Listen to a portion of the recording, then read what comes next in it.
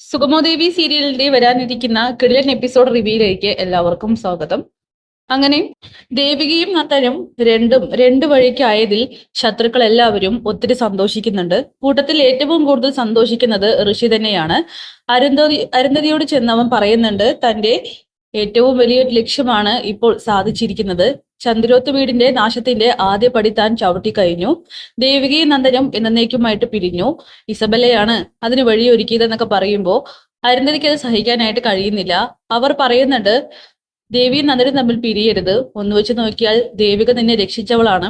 ആ ഒരു നന്ദി ഒരിക്കലും മറക്കരുതെന്ന് പറയുമ്പോൾ ആ നന്ദി കാണിച്ചപ്പോഴൊക്കെ തന്നെ അവൾ നമ്മളെ തിരിച്ചു കൊത്തിയിട്ടേയുള്ളൂ.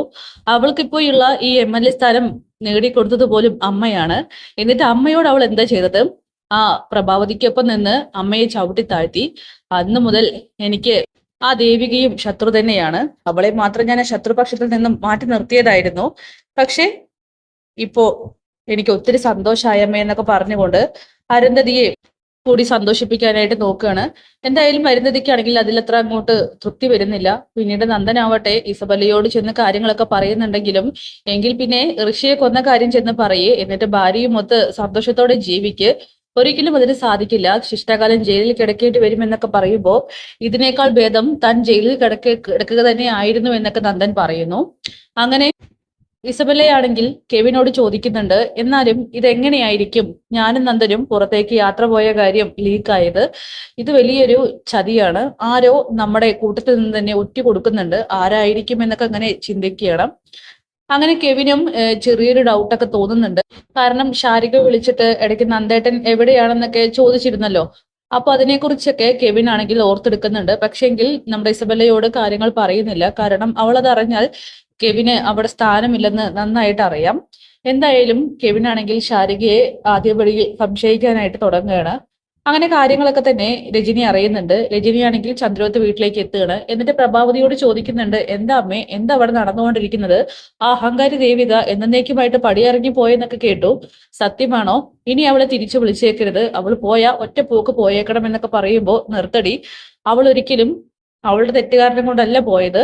ഇവിടെ നിന്റെ ആങ്ങൾ ചെയ്ത തെറ്റിന്റെ ഭാഗമായിട്ടാണ് പോയത്.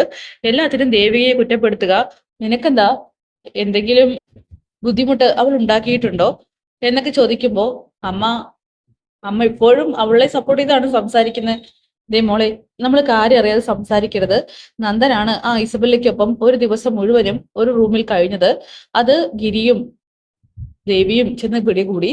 അതിന്റെ പേരിൽ ഏതൊരു ഭാര്യയും പ്രതികരിക്കുന്നത് പോലെ തന്നെ അവൾ പ്രതികരിച്ചു, ഇറങ്ങിപ്പോയി.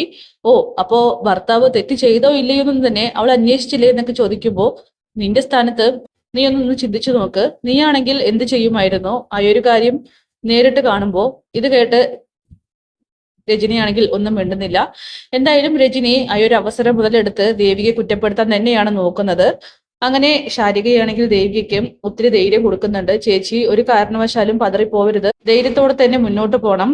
ഈ പറയുന്ന നന്ദേട്ടൻ ഇനിയും ചേച്ചിയുടെ പുറകെ വരാൻ ചാൻസ് ഉണ്ട്. അതൊക്കെ തന്നെ വെറും അഭിനയം മാത്രമായിട്ട് കണ്ടാൽ മതി. പിന്നെ നന്ദേട്ടനും ഇസബലയും കെവിനും തമ്മിൽ എന്തൊക്കെയോ ചതികൾ നടന്നുകൊണ്ടിരിക്കുന്നുണ്ട്.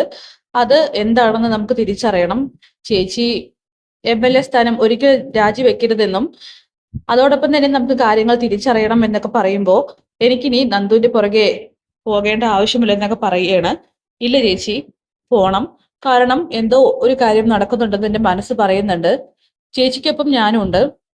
എല്ലാ കാര്യങ്ങളും ഞാനും കൂടെ നിന്ന് നടത്തി തരാം എന്നൊക്കെ പറയുകയാണ്.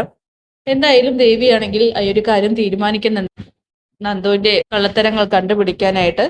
അപ്പൊ കാത്തിരിക്കാൻ വരാനിരിക്കുന്ന കിടിലൻ എപ്പിസോഡ്സിനായിട്ട്. Bye bye.